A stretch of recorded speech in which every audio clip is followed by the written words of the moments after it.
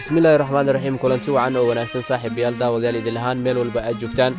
وإسنين تاريخ دو تهاي أفر إلى باتك جولاي سنة لباتن السدح وحنا هاي سجوير قضبة وركا أتكم أخلي دونتان وحاكم ده قرح اسمي ذا من أو كدعي كلية جالسياد إيو فافاهن كصباحي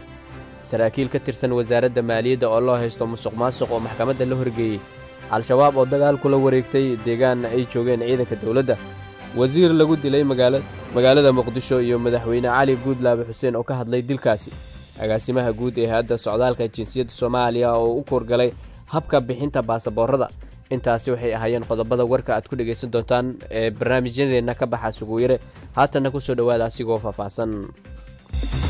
kooxo baskoolada ku hubeysan ayaa xaafad ka tirsan degmada Yaaqshiid ee gobolka Banaadir waxa ay ku dileen wasiirkii hore ee beeraha iyo waraabka maamulka Hirshabeelle marxuum Xasan Axmed Mudey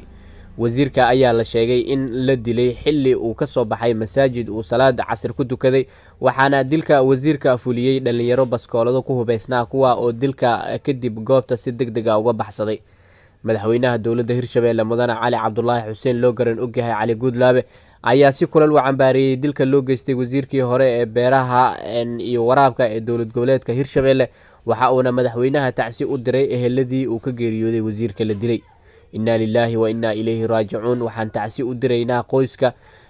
qaraabada iyo bulshada reer Hirshabeelle ee uu ka geeriyooday Allah u naxariistay marxuum Xasan Axmed Mudey marxuumka waxa uu ahaa shakhsi karti badan oo muddo u soo adeegayay Hirshabeelle waxa uuna door ku lahaa aasaaska dawlad dhiska Hirshabeelle ayaa lagu yiri qoraal ka soo baxay madaxweyne Goodlaabe dilka wasiirkan oo horey uga tirsanaa maamulka Hirshabeelle loo geystay ama loogu geystay magaalada Muqdisho aan iraahday ayaa imaanaya xilli muddooyinkii dambe uu soo